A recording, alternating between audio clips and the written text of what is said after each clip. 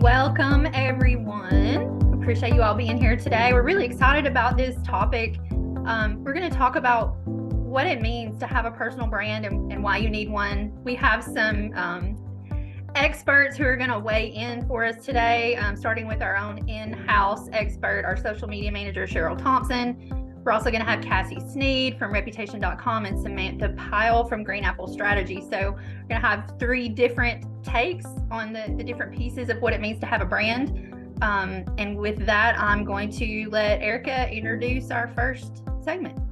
Thank you. I appreciate that, Kim. So guys, I know for me, when I was like looking over this and kind of working with the ladies on putting together this presentation, I actually learned a little bit more than I thought I knew about personal branding. And, you know, a lot of people, when you get into the topic today, you might find it a little bit challenging, the idea of it, or even getting started, but it is a really important concept, especially in today's career world. You have recruiters, hiring managers, even peers constantly going out and investigating our online presence to see if it is in line with the brand of companies that we are looking at working with. And so the ladies that are going to be speaking with us today, as Kim said, they do have some direct relationships, not only with these topics, but with us as an organization. So we are having three different guest speakers. We have Samantha and Cheryl and Cassie. And what I wanted to do just for a moment was allow them each to just take a minute, introduce themselves, and maybe kind of a little bit about what their relationship is with acceptance. So Sam, would you mind kicking us off? Yeah, if I can hear me well and see me. Not sure if I'm looking in the right direction. So Samantha Owens Pyle. I'm the founder and CEO of Green Apple Strategy. We're a marketing firm and PR firm, and we've been working with acceptance insurance for the past a little over 3 years now. We started in 2020, managing PR efforts for the group. Awesome. Thank you for that. I appreciate it. Cheryl, what about you? Can y'all see me? Hi. I'm Cheryl Thompson. I'm the social media manager for Acceptance. I've been with the company for a little over 3 years now. And everything you see on social, especially from a main social standpoint, kind of comes from me and the team. I kind of oversee the overall brand voice and the implementation on social media. Excellent. Thank you. And Cassie, what about you? Hi, everybody. Well, my goodness, thank you just so much for having me here today. I'm just so honored that you guys asked. It's awesome to be here. For those of you I haven't gotten to meet directly yet, my name is Cassie Sneed, and I'm the Senior Manager of Customer Marketing at Reputation. And what that means is I get to oversee our advocacy program and our community, as well as our product awareness for all of our customers, and try to bring them the best experiences that we can on a regular basis. And at Reputation, the way we partner with Acceptance is, as you can kind of guess within the name, it's about managing your online reputation management. So anything from that first party feedback within your surveys, or third party with reviews or social, it's taking all of that feedback that people say about you online and aggregating it into perspective analytics. Awesome, Kathy. Thank you.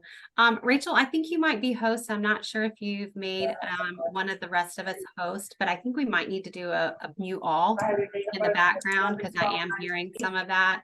So whoever might be host, that would be helpful. Awesome. All right. Thanks, ladies. We are really looking forward to hearing you guys talk more about, this idea of personal branding with us today.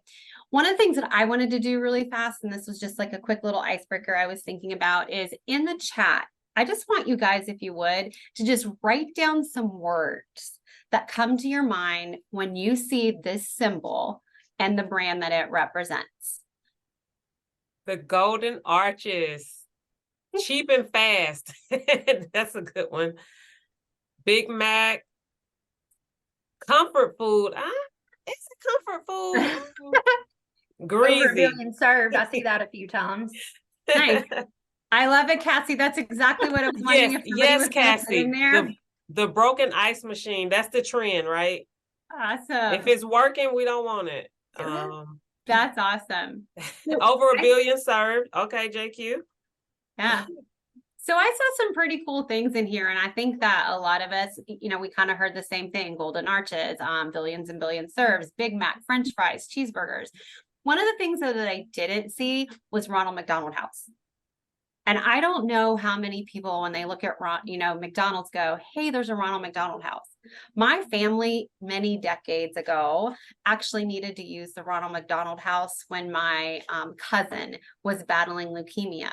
And it's something that my thought that that's an incredibly important value that McDonald's should be able to be demonstrating to folks. The problem is it is a value that they have, but most of us don't recognize it. So it doesn't follow with maybe some of the branding that they are wanting to put out there. So it's just kind of like a little icebreaker or teaser to get us thinking about the importance of our brand and our value. And so with that said, I'd like to go ahead and now kick this off to what we're going to be talking about today. It is creating your personal brand. We're also going to be discussing a little bit about social media branding, aligning your brand and your reputation together, of course, and then we will have a wrap up with EmpowHER. So a couple of things really fast. There's sometimes we kind of confuse reputation with our brand, and they're similar and they definitely impact one another, but they are also very different. Your personal brand is really something that represents who you are. It's something that you kind of put out there. It's the image you want to create of yourself for others. Personal branding is basically the way you go about getting that information out there. It's the consistency, it's the messaging. Your reputation, on the other hand, is something that everybody already has, but it's not something we control. It's really what people perceive us as, and it's directly impacted by our behaviors.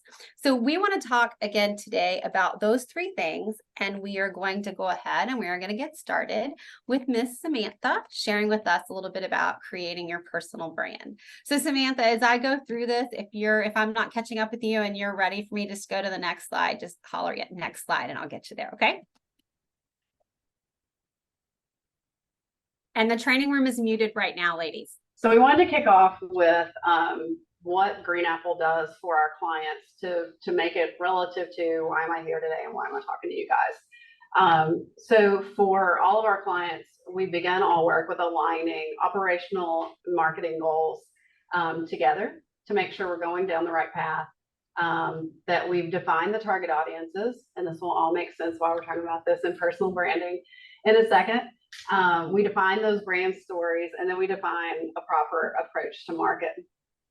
So at our firm, as we do this for brands, we oftentimes, whether it's the executive leadership team, key people who are out in the marketplace and industry, will then transition that overall brand story and that brand building that we're doing for the company over to personal branding. So what I wanted to do today is take you guys through building your mission, vision, and values, just as we do for our company, with just a slight little twist for personal. So on the next slide, there we go. So on the next slide, what we want to talk about today, we'll start with your mission. So this is your purpose. So we'll talk about how to define and develop that shortly. Next, we'll talk about your vision. What do you want to achieve in the future and how we can go about pulling that together for you. And then your values. What are your core principles? What are your ethics? Really, what's internally driving what you do? I feel like utilizing this approach first for our company brands and then taking it to those key individuals is really important.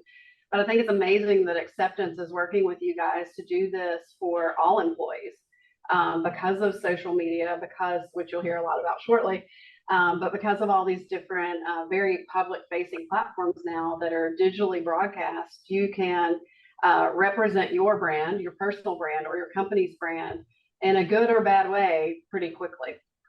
So we'll start with building your mission. It might feel crazy that you're doing this personally, but I feel like maybe since the past 3 years with COVID and people driving more gratitude and purpose-driven lives, I feel like people are really digging in and starting to do this personally and on their own. So what we want to talk through first, I wanted to let you know what Green Apple's mission is. We'll talk about how to build your own, and then what my mission is. I feel like it's a little bit different when it comes to a company founder, because, that's something that you've created, and, you really put your blood, sweat, and tears. But I feel like with acceptance and with a company like this that is so culture driven and connected to its employees, it's easy for you guys to take this path as well. So how do you create your personal mission? You want to start listing out. You can whiteboard it. You can, if you're a journaler, you can write it down. But defining, what is your purpose? What do you live for? What drives you? What brings you happiness? So really starting to define, why you do what you do. So at Green Apple, our mission is to connect brands to their target markets by engaging in ongoing strategic marketing, planning, and implementation efforts. So obviously that's very corporate and high level, but this is at the end of the day why we're in business. So when you go to the next slide, there we go. I took my personal mission and I bring that to work each day. So that's what we want you guys to get out of this. And we have some handouts that can also take you through this exercise. My mission is to do something every day that brings me and those around me happiness, living a growth-focused life of purpose with ease and calm. Some famous mission statements, and I think you'll know these people. The first, Walt Disney, his mission statement was to make people happy, which I think he succeeded and probably still succeeds at in his death. I wanted to include that one. Another, Maya Angelou, not merely to survive, but to thrive, and to do so with some passion, some compassion, some humor, and some style. And then, because this person loved Maya so well, Oprah, and she's one of my favorites, to be a teacher and to be known for inspiring my students to be more than they thought they could be. So yes, those are very emotionally driven, personally driven missions. Again, it's your purpose. It's why you do what you do, why you want to be here. Think about it also as, what do you want to be remembered for? If you go to the next, as you're thinking about your vision, a company vision a lot of times is, where do you want to be in 10, 20, 50 years? What do you want your legacy to be? So Green Apple's vision is to be a company that puts our employees first, creating a culture that empowers learning and inspires growth and evolution for our team members and our clients. Again, I feel like that's a very personal thing for me, being the founder, but it can easily align with when you're looking at where you want to work. You guys have come and committed to being part of the acceptance team. And I feel like that if you're staying true to your mission and vision, then where you're finding yourself in your career should reflect that. So building your vision, what do you wish to achieve? How do you do this? How do you even start to begin to think about, what do I want to achieve? Again, create a list. And on this handout, we have, several lines where you can just start thinking about, what does a life well lived look like? If I could achieve anything, what would that be? Again, I think as we're coming out of this post-COVID world and people are more focused on, living each day, going through so much change as we did, but also living in gratitude. I feel like that direction has been giving us, whether it's a new way to approach our brand building, but also as we start to work with those employees within each brand to really focus on, like, why am I here? What do I want my long-term vision to be? So these questions are some that we use for the personal branding when we're looking at mission or vision, actually. A way to start to define your vision on the next slide is using SMART goals. And we have a full handout as well that we'll email out that takes you through each of these. So the first of a SMART goal is the S, which is specific. So write down, what do I want to accomplish? Second, the M is measurable. How will I know when it's accomplished? And we all know when you achieve a goal, let's look at what can we do next? How can we continue to accomplish? What do we want? When will we know when it's going to happen, but also how are we going to get there? And then what can we add on to that to keep achieving and keep helping? Relevant. We all want to be relevant. So is this something that's worthwhile? Will this help others? Is this truly what I want my vision to be? And then the T is time bound. So when can I accomplish this goal? We try to make sure that any goal, whether it's personal or on the company side, yes, we want a timeline where that can be accomplished. But as you're thinking about your vision, think of it in a way of, okay, at what point is a proper milestone? And then how do I get to that next? How do I evolve it and make it more and continue to evolve your vision? Let's see, next slide. So my personal vision statement is to be a person that others look to for guidance and inspiration because of the way I treat others, not because of my achievements. So other vision statements, no great people like Walt Disney or Oprah said these, but these are just some that I pulled just to give you an idea of the direction you could take yours.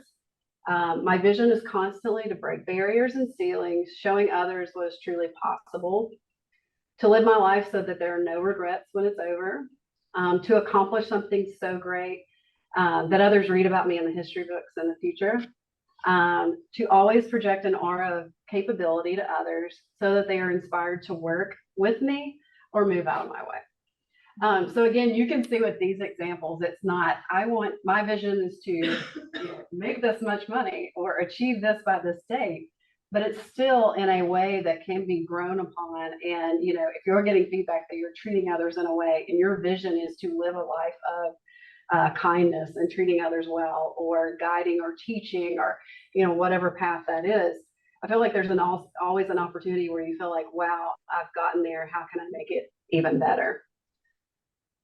So in the next slide, these are something that they don't change, but I feel like they can always be improved upon. And I feel like with every year that I'm on this earth, meaning the older I get, I feel like my values get better and better because you live and learn and you experience, and hopefully we all become better human beings.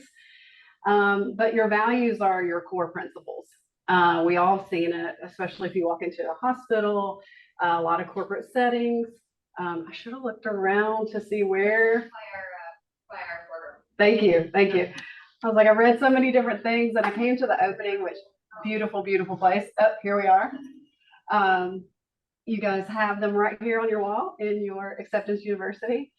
But being prominently displayed, that reminds the employees why that company is in business, but also I feel like it should remind you guys of, again, you want to connect with a company that aligns with your personal brand, and they want to hire people that align with their brand as well. So I wanted to put Green Apple's values here again, just to show, yes, it's corporate values, but also it's taking it beyond, listing, and we'll list in a second some others, one word values that you can utilize, but how to really take it beyond. So our values as a company is live a life of priority, God, family, then work. Live a life of balance, take care of yourself just as we take care of our clients. Respect your clients and coworkers and expect it in return. Treat every brand as if it were your own, and only represent products and services that you believe in. And this is something we've committed to. There are clients we have said no to. There are clients that we welcome to Acceptance with open arms because we align so well. So we wouldn't want to work with a company that we wouldn't feel proud at the end of the day to be part of their team. So I wanted to show those because, one, yes, it is a very personal set of values, but also it's us taking, obviously living a life of priority could be kindness or intention, which are some of the values you might write out. So taking that a step further.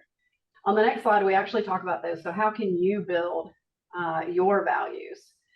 On the sheet that we'll send you guys, a little worksheet that we have, we want you to list out, what do you live by? What are the most important values? And I mean, it can be as long as you want it to be. You can list 40 different words that matter to you. And then we want you to take that and start to really dive into which ones do you care about the most? So maybe go back to that list, circle those top ones that really matter to you.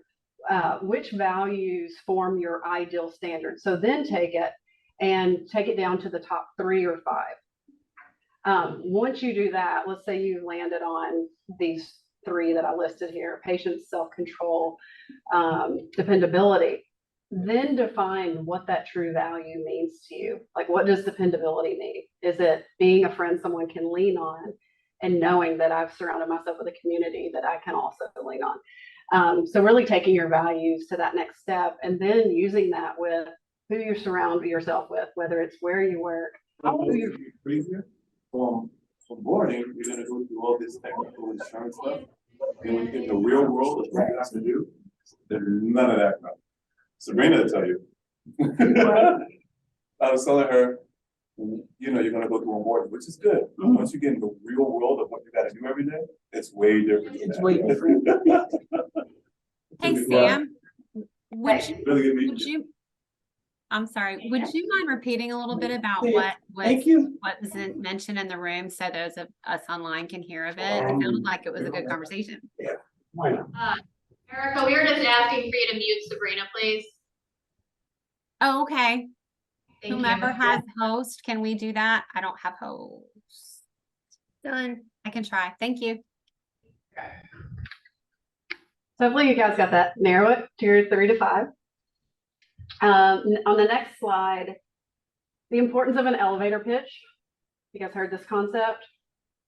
Heads nodding that are in person. I'm sure you guys are nodding at home.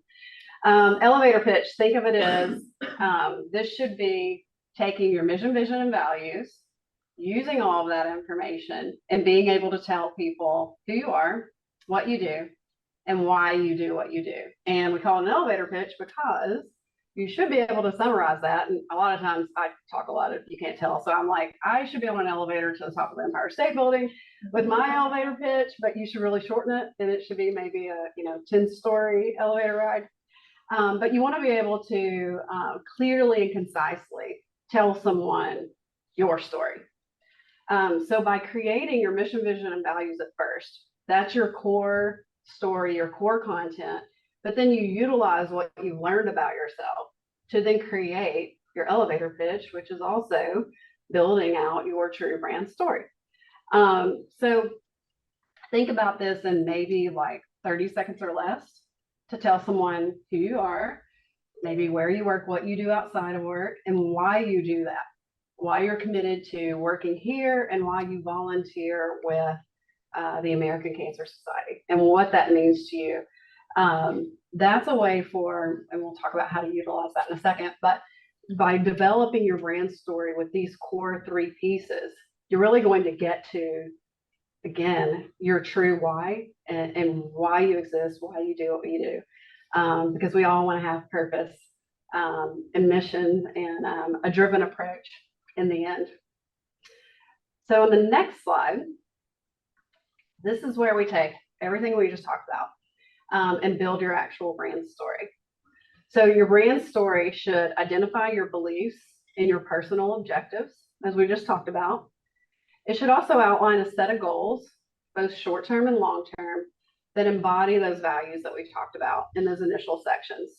So to be able to take this as a step-by-step, 1, remember the SMART goals. So you want to be able to list out your goals here. You want to outline your vision, which we talked about how to build. Once you do that and you're thinking about, okay, what do I want to achieve? What is my long-term vision for that? Why are these my goals that I've set? Then you want to identify your audience. Who are you telling your story to? Who's that community that we talked about connecting with? Is it your coworkers? Is it presenting yourself, within your community, within your church? And then find your why from that. So as you start to dissect all the things that you wrote down for your mission, vision, and values, that should really make what stands out is what makes you different. Why do you do what you do? Why do you live the life that you did? And then I love this, write it, live it, and then always revise it. So never feel like that it's done. Always look for how can I make myself better, make my story stand out and be better. So last but not least, once you've done all of this work, what do we do with it? So it's time to tell your story, and you want to use it to grow connections. We all want to be connected. People are connected or happier, live longer, the whole thing, right? So first, I put network, and I emphasize that. Network, network, network. You want to do that within work. Like, you guys are here, you're in this beautiful, amazing space. You're in all these different stores together. Like, connect with each other, but connect with the businesses around you. Connect with, industry groups. Like, get out there and utilize this, and don't just go up and say, hi, I'm Sam, nice to meet you. Like, actually present your story. Why are you here? Why are you involved? And obviously that story is going to shift by platform, but at its core, it's your mission, vision, and values. So whether you're talking at a networking event or you're meeting someone at church, it shouldn't vary that much if you're doing these steps. One great thing, and I try to do this and I swear it's doable, connect with like-minded individuals and have coffee and a lunch. So that's just it could be 2 hours, maybe 2.5 by the time you get there and chat with someone new each week. So try to meet 2 new people. It could be that you're at a networking event and you want to have a follow-up where you get to know somebody a little bit more, because you're going to be able to practice and tell your brand story as you do that. And it's going to evolve, and it's going to get better, and it's going to get easier to say. Take time away from the office or home, wherever you're working, and work in a public space. I mean, you guys have this great space here. I know where all the stores have, you have these amazing areas around, whether it's going to a park, whether it's going to a local coffee shop, going to the local Mexican restaurant, anywhere that you can connect with others. Maybe go work for a little bit. There's nothing wrong with being alone. And then that's inviting people to say hello and do the same. Put yourself out there, tell your story. I know on days that, because we stayed remote after COVID and everything, and I feel like I'm out every day with clients, but the days that I can go and dedicate maybe 4 hours in a coffee shop, that turns into you reconnect with someone that you haven't seen in a while, or you meet someone new, and that's where your coffee and your lunch each week comes from. Say yes to speaking opportunities. Yes, question? So in our world, we call that making friends. And so going out and networking in the community, make a new friend, let people know about acceptance, and tell them, what we do. We help hardworking people deal with life's uncertainties each day. And so getting out there, making friends, to tell Tim on, you can always get a new friend. Yes, exactly. Exactly. I mean, in this business, this should be actually moved to the very top of the list, is key in not only you building your personal story, but that connection to why you do what you do, and then get out there and make a new friend. I love that. Say yes to speaking opportunities where you can tell your story and meet new people. There are 2 people in this room that I know and 2 that I don't know. And I know plenty on Zoom that I have not met. So say yes to opportunities to get out, do something different, connect. And, maybe sometimes that's not the most comfortable thing, but it will get more and more comfortable for you. It doesn't have to be that you're in marketing and do it. You can be in anything and do it. And then last but not least, and it becomes my intro to our next amazing speaker, so you don't have to hear me anymore, but use social media. And you'll get some amazing tips here in a second for how to utilize social media, how to have a brand voice that's reflective of what your acceptance team would want you to have out there, but also utilizing it for LinkedIn with professional marketing, but also not forgetting that you have a presence through those social channels that you're on for, your family and friends with Facebook and Instagram and such. So I would love to introduce Ms. Cheryl to come on up and talk. We have a audible. We're actually going to swap to Cassie, but before you move over to Cassie, any questions for Sam? I have one. What guidelines do you have for separating your personal brand from your professional, or should they be the same? So do you mean on social specifically, which might be something that Cheryl speaks to, or do you mean? Well, so one of the things that we did leading up to this meeting was ask people close to us to think of 3 words to describe us, to help with developing our brand. And I felt like what I got back from my peers was very much about how I am personally. and maybe not necessarily how I am at work. And do I maybe need to bring those together? Should they be the same?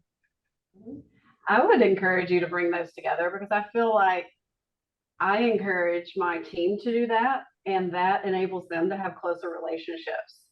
Actually, bringing who you are as a dog person or as, a caretaker, or, people hearing your personal story of what has made you what you are helps you connect on a deeper level. And I don't feel there's any reason why we shouldn't be connecting on that level in our professional settings. So I really encourage to cross those lines of building that brand, because also you don't want it to be totally separate where you're not representing who you are and coming into a professional setting and being a different person. And as we talk about social, maybe representing another type of person or lifestyle, in front of so many more people because it's digitally put out there. But I would like to see the two cross. You are going to go? I have a question. Okay. Do you encourage connecting with people who are not like-minded in order to get others' views, to see, how others communicate, and maybe that might help you with your personal branding? Yeah. Yes, at first I was like, whoa, people who are like you, same values, is where my first thought went. But yes, definitely, whether it's different cultures, different backgrounds, interacting in different settings. So outside of work, being in industry groups, or like I said, in different community groups, or volunteering really puts you in a mix of different people. So having a coffee and learning about someone who, maybe you find they have a very different culture, or they were raised in a different way, and you start to learn other perspectives and views. I think that's a great way to evolve your values and evolve even possibly your vision, because you are learning about others and who are different than you in a different way. I think the note on like-minded in my mind or professionally is thinking about someone who works in a similar way or similar industries where you can learn from each other and grow. But I do also love that you ask that question, and 100% yes, try to get in a melting pot situation. I'm getting my MBA right now, a little late in life, and thank you. And I'm in such a diverse cohort that I've been able to do that over the past year. And it's been so interesting, whether we're at such different levels in our professional careers, or different backgrounds, different cultures from different countries. We did global studies in Germany and the Czech Republic. So then that's very different. So that's been very eye-opening for me. So yes, I would encourage that. Hello, everybody. So, like I said, for those of you who don't know me, I am Cheryl Thompson, and I am the social media manager here at Acceptance. Just to kind of piggyback off of Sam, this is really kind of the segue into one of the questions you had, Kim, in regarding your personal brand. So branding yourself really kind of hinges on two types of interactions. Obviously, you're in person, but also how you portray yourself online. Each social interaction that you have can move your personal brand closer or further away to your intended perception. So the goal is always to be consistent. We talked about brand statements and how we ask people in different parts of our lives to give kind of like 3 words that describe you. And so I actually had an exercise where I did this, and I just wanted to share my example with you guys to kind of show the importance of that and who not only I am personally, but professionally. And I think that's really important. And so after speaking to family members and teammates and friends, mine is, and they should be somewhat interchangeable, but my personal brand statement is, I'm an ambitious and dependable leader and teammate that strives to transform culture and process while shepherding an open and friendly environment. So it's very positive, but it's also something I strive to do. And so whenever, as we get into social media, I'll be talking about this, but it's also good to keep in mind when you have these interactions and kind of, stopping before you speak. So when you're branding yourself in these 3 social interactions, there are 3 things you want to do is kind of how you answer a casual question. Now, if I say, hey, how are you doing today? And you say, oh, well, I ran into traffic this morning, and then, my dog got sick, and then I had to go, to the hospital. It's like, yeah, cool, have a great day. you really want to understand that you are making an impression every time someone asks you that question. And so you really want to try and be positive, or at least be more upbeat in the how you kind of answer things. You still be truthful. I know my team always jokes that like I tend to say, oh, well, it's just another day. But it's a good thing, right? We're awake, we're happy, we're here. So always just try and reiterate that, hey, this morning maybe wasn't the case, but I'm really happy to be here. I have this really awesome presentation I get to do today. So it's really elaborating on that. Creatively introducing your brand. Again, this is kind of something that we've kind of already touched on who you are. But what is it you want to share about yourself? What is that thing you want people to know about? So when people come into the office and they ask what do I do, well, I'm Cheryl Thompson, and I am the social manager here for Acceptance. I am a social media enthusiast. I love everything about it, and I'm really excited that I get to do this every single day. I get paid to do something I love, right? That's how I introduce what I do, because it's true. I'm very fortunate in that, and so that's how I put my best foot forward. In personal interactions, you want to kind of keep it the same way as well. But again, and we're going to get into this, how you speak to someone in person is how you want it to come across online, especially on social media. And that kind of leads into best foot forward. And so go to the next slide, as far as managing your online reputation. Pardon me. So when you're communicating through social media, I'm sure this will sound like a broken record to some of you because I've said this quite a bit, but there is a certain audience for every type of social media channel that you have. Each social platform has a case and a specific audience, and you always want to be cognizant of that when you are speaking to them on that channel. And also, don't forget, social media is meant to be social. You shouldn't be like thinking like for 20 minutes before you post something. Have fun. Make sure that it sounds like you know, that you're engaging with people. It is a community where you're finding, like-minded ideas and engaging with people in your communities. When using the correct channels, and I'll go into kind of what all of these kind of represent and how you blend both your personal and your professional brand. But a thing to keep in mind on any of these is that social media is not your diary. You don't want to say, hey, I had a horrible day at work and I don't let anyone know about it. Keep it, just kind of audit your words before you say them. Because remember, anything you post online lives forever. Whether you have a private channel, a public channel, anything like that, just remember it's not your diary and that it is public and will live forever for good, better, or worse. Again, when cultivating your audience online, I'm kind of going to go into like what LinkedIn, Instagram, and all of these mean. Again, a lot of them are very straightforward, but LinkedIn is really a professional site. This is where you highlight your milestones, recruiting, and just your overall professional standing. This is a good place to interact with like-minded individuals in your industries. So we all work in the insurance industry. Some of us work in the claims industry within insurance. Some of us are within marketing in insurance. You guys are the subject matter experts. Let it out. Not one person has the one answer to everything. So you want to make sure that you're providing commentary on things that matter to you or that you think you have a good take on. Instagram, Facebook, and TikTok. Obviously, everyone knows what these are, and these are all, I would say they're personal and professional channels, depending on how you utilize them. Me personally, I have personal of those three, but our company has one of these as well. And as you can imagine, what someone's personal TikTok should not look like a company's TikTok, and there is a good reason for that. Again, it's about the audience. So whatever you say on LinkedIn, you probably are going to sound a little more conversational on Instagram or on Facebook. Same thing with TikTok. You're probably going to be a little bit more creative and have more movement because it's a video platform. And so it's just keeping that in mind, but there should be a thread of consistency and authenticity through all of these channels. Pardon me, I'm a little cold and stuffed up today. Something I kind of wanted to touch on was the auditing of your online presence. I think, I know before I got hired for this job, I'm someone who will always just make sure everything looks good. Now, I don't think anyone tends to have a problem with anything that they say online, right? It's your personal, what you choose to share with the world, right? And so, but I would say, if you guys are, after this call, you have a couple minutes, I'd say just take a little scan through all of your social channels and make sure that they represent you.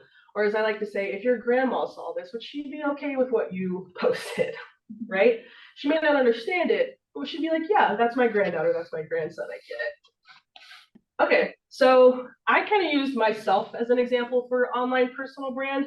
I'm good, thank you, though I will just, I'll work through it. Like I said, your online personal brand. So I just want to use myself as an example because obviously my job, my day-to-day job is to speak as acceptance insurance. But as I mentioned, I love social media. So I am on every platform and I'm more active on certain ones, but I wanted to kind of talk through the audience and me understanding the audience I'm speaking to, but also the thread of consistency. So on LinkedIn, pardon me, my LinkedIn is geared towards my audience in regards to the business world and my insight as a subject matter expert in regards to social media. From shout outs to, getting a certification to even providing commentary on something. We had read a book about positive intelligence. And I saw a really good post and I wanted to provide my insight to my audience on how I have taken this and how I think it's really insightful and helpful to be, somewhat vulnerable. It is a business website, right? But this is me still providing insight and hopefully, some expertise in a way on how to navigate this as this type of saboteur, right? Being a hyperachiever, which probably won't shock a lot of people. In regards to my Instagram, it's very different, but there's still a thread of consistency, right? It's short, it's to the point. There's a little humor there. I always say, if you looked at our main social media presence, when we had a bigger team, you would notice if you really paid attention to how I write on LinkedIn versus Instagram, you could probably tell which posts I had written on our HQ social, because there's always a thread of humor in there, something a little trendy or, noticeable. And so that's the same thing, but I wouldn't be ashamed if Rachel or Jeff saw any of these, or Ken Hampton or even Ken Russell sees any of this. It wouldn't bother me because this is who I am. And then if we go to the next slide, there are some consistencies, and this kind of goes into, Kim, I think it was a great question you asked earlier, in that do you marry your professional and your personal brand? And I think you do, because it's you. There are just different levels I think you turn it up to, or you speak to that audience. So I use an example of, I had an anniversary here back in May. And this is something that not only did I want to share with my business network, I wanted to share with my professional or my personal network as well. And so you'll see it's the exact same post on both channels, because this is something that's important to me. And I want to kind of marry those two groups together because it's important to me on both sides. Something else that's really important is having a full bio. And I know this might not be different to you guys or shocking, but I have bios for both of them, but you can see the two are very different in who I'm trying to portray myself as. On LinkedIn, I'm portraying myself and my accomplishments and my subject matter expertise. I am a digital marketer, I am a brand builder, I am a social media strategist, I am a leader, and I'm an alumni of the Young Leaders Council. And then I have followers and I talk about certain content in that community. So what I speak about, I have an expertise in, and I want other people to follow those hashtags so that I can also get ideas and also interact with that community. If you look at my Instagram bio, it is still me, but this is the personal me. I speak about my faith, what I do for work. I was a Kentucky swimmer, go Cats. I have, thank you, Sam. I have an illness that I'm proud to talk about because I'm a part of that community and I speak about it. And I love Adam's family values, and they reference Debbie as the temptress of Waikiki. So I mentioned that in there. So again, and then there's a quote from my grandfather who's very important to me. So when someone comes and looks at my Instagram bio, that's going to be essentially what you see on my grid. And so I think it is, all that to say, very important to marry the two, but it should be consistent.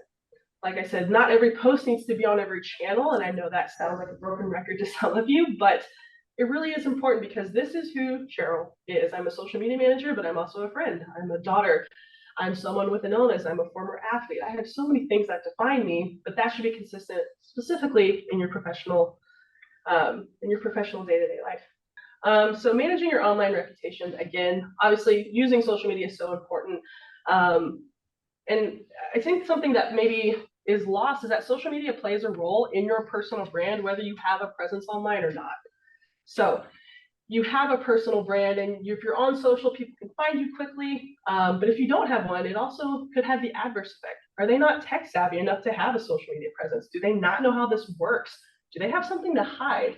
Again, we talked about how we use LinkedIn for recruiting and stuff like that.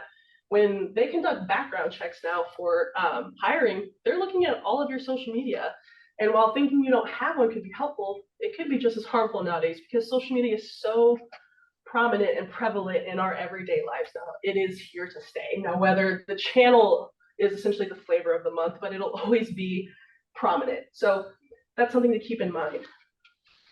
And, you know, we talked about this, but staying genuine, you want to be consistent. People can tell if you're putting on a mask or putting on a front on social media, especially if they know you.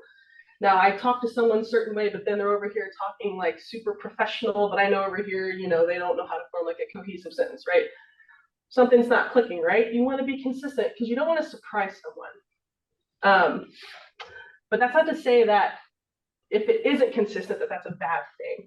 Sometimes it's figuring out, and it really goes into building that brand statement and your mission, vision, and values that Sam talked about. Once you determine who you want to be and how you want people to perceive you, it's going to take time to build that together. It just has to be authentic, right? I am the only Cheryl that works at Acceptance and who works in social media. You will never find another one. I will never find another Lisa Robinson who's a project manager at Acceptance, right? You are you. And so that is the thing that has to be consistent. And you have to be someone you're proud of too. So it takes time, but just stay genuine, stay home to yourself, throw in really silly trends and hope no one notices whenever you post it on the corporate page. And then as I say, obviously you want to engage in person. I think this was pretty straightforward. Just be authentic. Use that elevator pitch. Once you know who you are and the audience that you're in, it's no different than if you're at a conference than posting something on LinkedIn. Know your audience and know what you're trying to present. And then finally, you know, let people see you. Like I said, everything online is forever. It's not a diary. I will probably say that until I'm blue in the face. Just remember that, right? It's not a diary, but just be authentic, be you. Comment on the things that excite you, or that bring you joy, or something that you didn't think about, but this person maybe changed your mind on something. Comment something positive about that. Let people see the different facets of you. Just understand the audience that you are speaking to when you do it. All right, the importance of authenticity. So again, this is just being mindful in how you show up. Take a step and take a beat before you respond to anything. That goes from, you know, I'm sure we all have heard the Wild West of his Facebook comments, right? You don't have to comment just because it's there. You can agree with something, you can just scroll on by it. That is always my advice. If it doesn't bring me joy, there's really no point in me commenting on it. But you really want to make sure that it starts with being authentic and being who you are. Just understanding what your mission, vision, and values are, and your brand statement. Once you know that, you really don't have to think as hard before you respond to something. If you're censoring yourself too much, you might be trying to be something that isn't you and trying to fit a square into, or what, a peg into a square, whatever. Square peg, round hole, Cheryl. There you go. I just wanted to help you. But again, being authentic doesn't mean just saying what you feel when you feel it. Like, well, I really agree on this thing, so I'm going to say it. You don't have to, I promise. Like holding your tongue, you don't have to worry about anything. As someone who freaks out about the tiniest things, I've learned when I keep my mouth shut, that's less for me to worry about, and everyone's happy, right? Just know what's appropriate, and just, again, practice the art of self-editing, I think. And the more comfortable you become, and the more you understand what each channel is used for, what each situation is used for, the less you have to stop and think. And again, just because you think it doesn't mean it needs to come out or be a comment online, because why? Social media is forever. So if you comment something in the heat of the moment or whatever that is, good or bad, it's not your diary, and it will be there forever. So just take a pause before you respond to anything on social. And that's really it. I mean, and then as far as like staying genuine, I think I'm kind of reiterating the same things, but I think it's so important in that social media, just because it's online, you can attempt to craft some facade or person that you want to be, but especially working in our company and in our industry, you can't really hide that. You will meet these people in person eventually, and this is a small world, so to speak, the insurance world is. So just be authentic, be consistent, say what you mean, as we say, and mean what you say.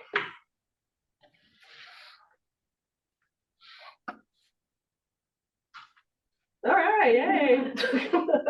Any questions for Cheryl? I have a question. Cheryl, do you suggest that if someone is not able to kind of marry both of their ideas, like their personal and their business side, that they have 2 separate Facebook, 2 separate Instagram accounts until they kind of get a feel for how to be authentic in both of them without being all the way to the left, all the way to the right? Or what's your suggestion for that? Yeah, I think that's a great question. And I think it's always good to be mindful in that even though you've set out to have 2 separate presences, they both live together for someone else. So being mindful that just because you want all of your business stuff to live on your business channel doesn't mean that's going to be the first time someone hears about you or sees about you. So it's trying to find a way, again, to be authentic. And I understand wanting to keep things separate, and you should if you want to, but it's just always being mindful in that social media works to its own algorithm. We can't really force it to see certain things. So just trying to be consistent, though, at least in the language and how you speak about certain things. So if you have insurance Instagram and your personal Instagram, just make sure the tone and the voice sounds consistent and familiar, so that you can work on marrying those 2 together eventually. I hope that answered your question. It did, thanks. Anyone else? Hi, Cheryl. Yeah. Hi. Yeah, hi. Can I? Thank you so much for everyone. Yeah. My name is Hian. I'm in the Empower for a while now, but normally I'm consider myself as a introvert, so I'm always in the back sitting. Once in a while I ask questions, but normally I'm afraid. So today I have a quick question for you. As an introvert like me or any others that can relate to it, I'm just like stepping 1 foot in social media recently. Then of course I want to get better at it. So to help more and to learn more, improve myself. So actually I'm doing the thing that I think is like what is it called? Uncomfortable action that I'm taking. Yes. So my question is, because I'm kind of overwhelmed with all the platforms that we have now, especially with a beginner, all like TikTok, Facebook, Instagram, and LinkedIn and everything, So you think it's a good idea just to take one platform at a time and then just dive into it, or or get it all at the same time? Yeah, no, I think that's a great question. Yeah. Thank you so much. Thank you. I'm very grateful for being a part of this community Empower. Thank you. Oh, absolutely. We're so happy to have you too. But to answer your question, Ian, I would say just start with one. Don't overwhelm yourself, but go to the one that you feel most comfortable on. Most people tend to start on Facebook because I think that's where a lot of their friends and family are. That's a good place to connect. You can see what people are talking about, and so on and so forth. So just test them out, and whatever one feels good for you, just stay on that one. I mean, you don't have to be on all 20 at once. I mean, I don't even think I'm on every social media platform, because some just don't pertain to me personally, or I don't find as much joy in those. So I would say start with one, and one you feel most comfortable with, and that you feel like you already have a community. And Facebook is a good place because you can connect with friends and family instantly and kind of have that comfort level before you start testing the water, so to speak, of the other channels. And you can connect to all. And that. Thank you. So just test it out, right? Yeah. Yeah, just test it out. Okay. All right. Thank you so much, Errol. Thank you, everyone. Thank you. Any other questions, guys? All right. Well, with that, then I will pass this over to Cassie Sneed. She is the Senior Manager of Customer Marketing at Reputation. Thanks, guys. Wonderful job, Cheryl. That was amazing. Very tough act to follow, so I'm a little nervous, but here we go. We're gonna make the best of this. So yes, as they said, I am from Reputation, so I am so excited to talk about reputation. I feel like I'm gonna be saying that word so many times in my portion, but it's so important because at Reputation, really what we focus on is making sure that companies' brands are what they want it to look like on the outside world, right? So your reputation, that is taking what people are saying about you, whether that's in public reviews on Google or within social media, and compiling all that information to say, here's what we like your marketing team, your branding team, this is what you guys are putting out in the world.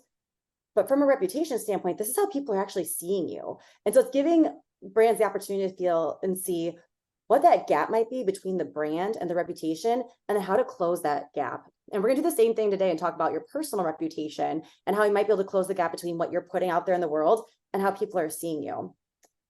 And this is a fantastic example of a real life celebrity who knows how intense a reputation can change your career, right? So think of Taylor Swift. When she first joined the industry, she came out as that country pop star, America's sweetheart, girl next door. And that's how she started her brand. And that's how it seemingly looked that she wanted to continue her brand until media, celebrities started talking about her in any way they wanted to. Sometimes it was false, sometimes it was rumors, sometimes it was just how they perceived her. But I think we all kind of know the story. There's some certain celebrities said some rumors and made some things happen where that good girl next door reputation really just dissolved. And her new reputation that the whole world was showing was, this tough girl, this snake was in a lot of her stuff, and whether that was true or not, that's what people were saying. That was her reputation. And this is a great example where what she wanted to put out there and what was being said about her could not have been further apart.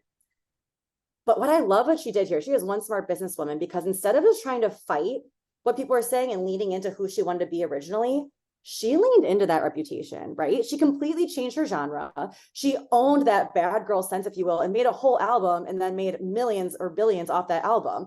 But in doing so, she changed her whole persona and she was able to take ownership of that reputation. So she leaned into what they were saying, but she turned it into her own. She was still able to keep those words, but take back what she wanted in that brand.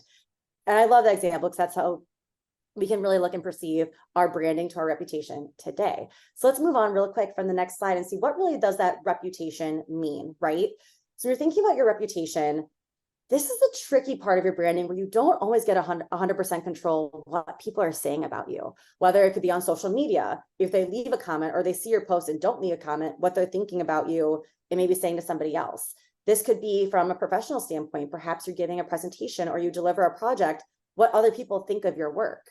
This might be what your boss writes down in your annual review and then presents to you later on, but it's all those micro moments of what people are thinking based off of what you're currently doing, right? So it's going to be based off of all of your interactions, whether it is a presentation, a project, a social post. Your actions are determining what that reputation is going to look like. And then in return, once you have that reputation, that's 100% going to define what opportunities and what successes you're going to see later on in life, right? So one of the things I want to challenge you all today is work to find that reputation, because that's the truth in your brand.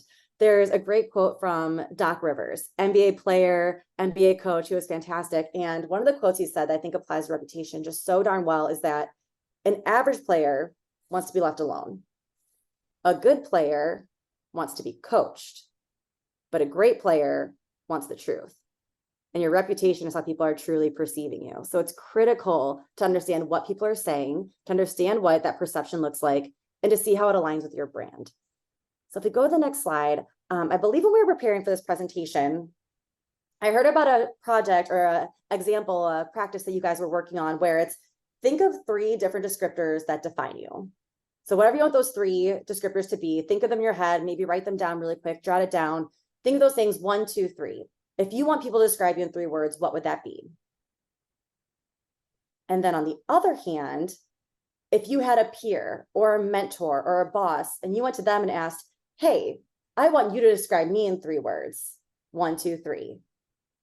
I know not everybody's on camera, but with a show of hands, how many people think that at least one of those adjectives would align? All right, I see some hands. So Anthony, you have one. Edith, you have one. Okay.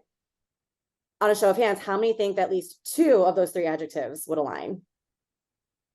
All right, we saw some handouts. That's amazing. And then on a show of hands, what about all 3? Does anyone think that all 3 adjectives would 100% match? I see a lot of hands that got dropped, and that's okay, because that's just exactly what it is, right? So it's taking what you perceive for yourself, your reputation of what other perceive, and that's what is actually forming that personal brand of who you are. Now, when I say that, you do have a little bit of that uncontrol from or not fully in control of your reputation, but there are some things you can do to take the steps to take it back and continue making a stronger reputation. So if I go to the next slide here, I'm really how to build that strong reputation between yourself. Now I'm going to sound like a broken record because Cheryl laid this out so darn perfectly, where building that reputation is all about just being honest and authentic in every single interaction. Now, a personal story I can share here with you is that when I first got started in my career, I was so focused on presentations and making sure I could present myself well when talking into small groups, large groups. And all I could think of in my head about myself was that I am a terrible executive level presenter. I don't use the fancy corporate jargon. I talk really fast when I get excited. I talk with my hands. I get really passionate. I'm all over the place sometimes. And so anytime I present, it's all I could hone in on is where I wasn't good at being an executive level presenter, however I wanted to define that in my head. And so knowing I wanted to get better at that, anytime I'd present, I would go to my mentor, I would go to my boss saying, okay, what did you think? And not once they tell me I was a terrible executive level presenter. In fact, anytime I would try to present from an executive level or whatever I thought that was, they would tell me, Cassie, you don't seem comfortable. You don't seem like you're presenting the way you normally do. You don't, like, where did your excitement go? Where did your passion go? I'm like, well, I was trying really hard to be executive. I was sitting on my hands. I was trying to talk really slow to make sure people could understand me. And like, but that's not you. Like, your points you tried to make didn't hit home because that's not your authentic self of how you present. So it really helped me build my own reputation, because instead of trying to focus on what I'm not, I want to lean into what I am. So just like Taylor Swift trying to find her strengths and owning up to that, I am good with just being a personal presenter. I am all about trying to form relationships and form as many bonds as I can, and by representing. So instead of just focusing on what I'm not, changing the script and focusing on what I am helped me in my career trajectory so much more. And I want to challenge you, all of you, to do the same. So instead of thinking of what you aren't putting out there in the world, and maybe what your weaknesses is in the world, find your strengths and continue to grow on those, because that's just going to help connect your personal brand to your reputation so much quicker and so much stronger than finding a weakness and just working overtime to build that. So that's a really easy way to build that strong reputation right away. But being authentic, finding your strengths, and then being reliable. Consistency is so critical when you're building that reputation. Think of it as, especially on social, you are building connections at scale. So that personality that you're putting out there, that tone that you're putting out there, that's what people know about you. And that's what they rely on you to be. So if you change up your tone so much and that inconsistency starts to build, they don't always trust what's going to come out of you. And they're not going to be able to rely on you to be that certain persona or to be that certain person that you're trying to put out there. So consistency is very, very critical in doing that. But then the number one key is you have to be open to that feedback, because what you're putting out there is only your perception. It's not what other people are saying about you. And if you don't know what people are saying about you, there's no way to close that gap of what you want to be putting out and what's truly being put out. So a way to help build this gap on the next step here is thinking about every single instance you have with another person. So I'm going to go to the next slide real quick. Perfect. Think of this as every single experience that you have with someone, whether it's going to be a social post, whether that's a presentation, a one-on-one meeting, a small group meeting, a big group meeting. Every single one of those experiences leaves a trail of feedback. It's always going to be an opportunity to ask people, hey, what did you think of that? Did you like that presentation? Did you like how I delivered that line? And every single piece of feedback is a data point to show you if you are or are not on the track that you want to be on. But the only way you're going to get there is, just like Doc Rivers said, is asking for the truth, finding what that is, wanting to make sure your reputation is as great as what you're trying to put out there. So looking at that. So think of those micro experiences here. And there is a multitude of ways you can do this. And this is where I challenge you as well, where my own experience, I want to be a better presenter, right? I love presenting. So I'm going to go find those experiences and create them on my own. There is an indefinite way to get your personality and get your reputation out there to make sure that others are seeing who you are and you're building those relationships at scale. And then in addition, every single time you create that micro experience for yourself, you get that feedback back. This is going to make sure that you are taking the steps that you can to define your own reputation. So I know in the beginning, we were saying you have your perception that you're putting out there and you can't really control your brand.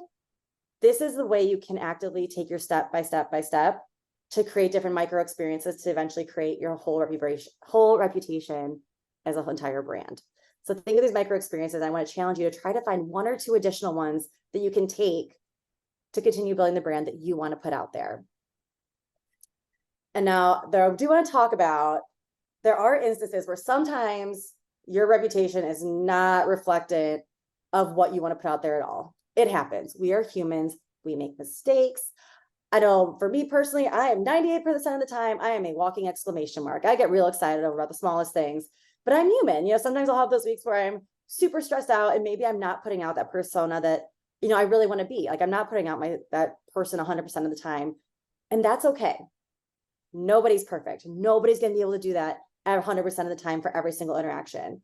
But that's where making sure you have those micro experiences and the bulk of them, the 90% of them are that brand, that's going to help save you. But say you're in an instance where something happens and you got to correct it. I mean, really, that's the whole point of the slide, right? You got to correct it. You have to do something about it. And apologizing for a mistake is human. Acknowledging that maybe something you said in an email or a Slack just came out totally wrong and not what you intended. It is okay to own up to that mistake and say, that's not what I intended and I apologize. There is so much power in an apology that I think most people don't exercise it. I know this is a women's ERG, so I know sometimes women's always say, don't apologize or don't do that. But in an instance where you think that you could be correcting a behavior, there's a lot of power of that. And I do believe strongly that if there is a mistake made, go ahead and apologize and try to correct it. Show the action that what you did with what happened might have been wrong. You're going to take the active steps, then you're also going to take active steps to correct it as well. And that's totally fine. But exactly, Tiffany, own it and fix it and show that, hey, this wasn't in my character, but here's how I'm going to fix it moving forward. And here's how I'm going to make sure it doesn't happen again. And that's you reclaiming your reputation and restoring it to move back in the right direction that you want it to go. So I know sometimes that's a really touchy subject, but that's just my personal belief with it and where I continue to go with that as well. So moving on real quick, thinking about your reputation, it is never a one-stop shop, right? I mean, our industries are changing, our careers are changing, our personal lives are changing.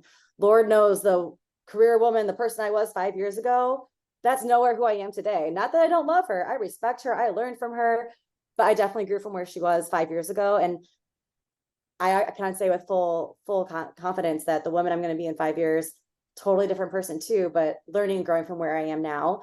And the only way to learn and grow from that is to continuously audit, continuously ask for that feedback, and continuously check in on, is your personal brand being received in the way that you want it? And the only way you can do that is by asking, looking at your mentors, looking at your peers at any scale of your life and asking for that feedback to make sure that you are reflecting what you want out in the world. Taking a look at your social media accounts and auditing them. I'm sure, hopefully, Cheryl, you're out there agreeing with me, but maybe you put your social media out there and you take a look, and I don't know, another show of hands, does anybody get those reminders on Facebook of like a few years ago of like everything you posted? And sometimes you read those, you go, what in the world was I thinking posting that as a status or posting that picture? Thankfully for that, you can go through an audit, maybe take out the things that you really don't want on social media anymore, but always just doing those audits to make sure that what you're putting out there is really in line with what you want the world to perceive you as. So if anyone's gotten anything out of today's presentation, hopefully my challenge to you all is just to go out and ask for feedback. Ask for it from a peer, ask for it from a mentor, your boss, ask for that feedback. Don't wait for your annual review. Just go ahead and do it ad hoc and get your opinion to make sure that what you're putting out there is reflected within your reputation to form that personal brand. Any questions, guys? I want to comment, Cassie. Thank you for saying that you don't speak at the executive level, because sometimes I feel like, okay, I don't have the right educated words, so I just want to say what it is. And I speak with my hands as well. So I feel like you kind of gave me a green light. Be myself, because then I'll come across as authentic and I'm not trying to be something that I'm not. So thank you for that 100%. green light. Of course. I can relate. Totally. There's one other thing too that I wanted to add. And Cassie, you were talking about having us write down the 3 words that we would say we want people to think about us. And, we did do an exercise, or hopefully some of us did. We put that out in our invitation to you guys, where we had you ask 3 people to share 3 words with you. And I think it would be interesting for us to take those and go, how many of those words were the same? So that means people are really seeing that about us. And how did that align with ours? And if we haven't done that exercise yet, to do so, because it'll be, you figure at that point, what, you got 12 words minimum, and you're seeing how many of them are, jiving together. And that's what we want to have. So we did do some of that exercise. So I'm glad you kind of expanded on that and talked about also adding our own perspective on that, because I think it's really important. And I appreciate that call out. Of course.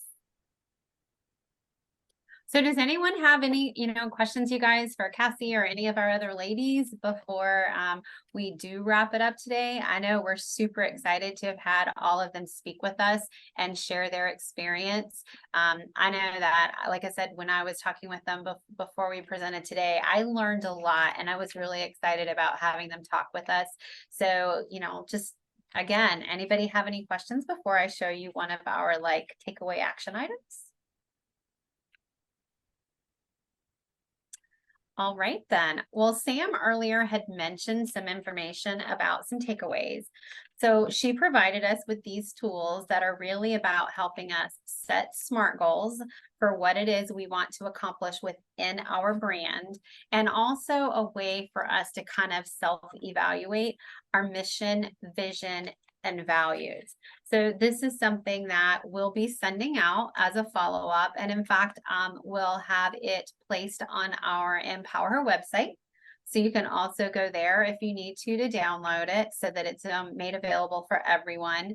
And I think this will help us all get started. And in fact, to kind of help ensure that we are getting this kicked off on the ground for us, in a few weeks, we're going to host a follow-up discussion where, when we come back together, and of course, we hope you guys join us, it'll be to kind of talk about any ahas you walked away from today. And of course, we video our calls, so we are recording them, so you can always kind of take a look again and kind of reevaluate some of the things we talked about. But any ahas that we walked away from, as well as, how did this start helping you think about building your own brand? Is it something that you feel like is helping you get started? And if you did, sharing your thoughts on how you began working that process. Is it easier than you thought? Is it harder than you thought? Are you getting yourself put out there? Are you utilizing those social media outlets? And then if you're not, but you really want to, then we want to get on the call and talk about what's holding us back. And so I think, again, we'll give it a couple of weeks. We'll send out that invite also, but the action items are there for you to utilize. The follow-up discussion will occur in a couple of weeks so that we can all support one another as we go through this journey together. And so I just wanted to share that with you all. And so with that, Tiffany, would you like to kind of jump in here for a second and bring us home? Yes, if you could go to the next slide, please. All right, so this was a great presentation. So thank you to everybody. And in speaking about joining like-minded people, having breakfast, lunch with somebody different each week, we want you to consider expanding your network and joining a committee, joining one of our EmpowHER committees. We have event planning. Do you like event planning? Have you thought about event planning? Is that something different that you want to do to increase your personal branding? Join us. Communication. Do you like communicating? Do you like talking? Join us. Do you like book club? Do you like reading? Do you want to get more into reading? Our book club is available, so we invite everybody, whether you're already a part of our EmpowHER network or not, to join a committee. And if you're not already part of EmpowHER, or if you're not sure if you are, look at your People Are Everything and see if you already have a badge. If you are a member, you do have a badge. If not, we can go ahead and get you that badge. And you can email EmpowHER@acceptance.com if you are a member, but you don't see that badge. Or if you're not already a member, it's right on our webpage, right on our company intranet. You'll see the EmpowHER and you can join us. It's free to join. So please, we love the engagement. We're looking for all levels of team membership within our company. We're looking for allies with the men as well. So please, everybody, feel free to join us to see what we're all about. And if you have any questions, you can reach out to us at our email, or most of us know me or Kim, we are the chairs for Kim Lawson. We are the chairs for EmpowHER. So feel free to reach out to us if you have any questions that are not answered on our internet site. All right, Erica. Thank you. So I wanted to do one clarification for anyone that may not know as well. When we talk about some of these committees, for example, with events, well, what we're doing today, we consider an event. So when we're talking about the events committee, it's putting together these type of monthly meetings, quarterly meetings, whatever it is that we might attend. So if you have ideas, you know speakers that might be interested, or you just have ideas in general outside of speaking engagements, then please consider that committee. And with communication, if you're a pretty good writer, we need to get those messages out that, hey, we got an event coming up. Or, hey, we're getting ready to have a book club Zoom because we want to discuss the next couple of chapters.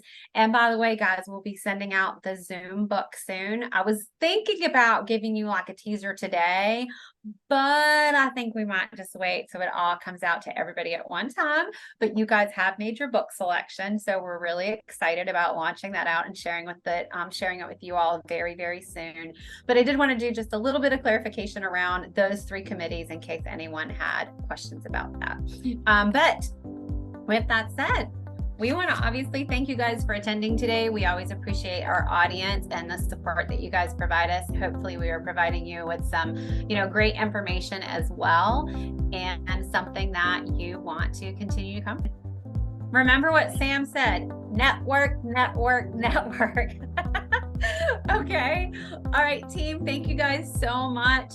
We look forward to seeing you the next time, and have a great rest of your week.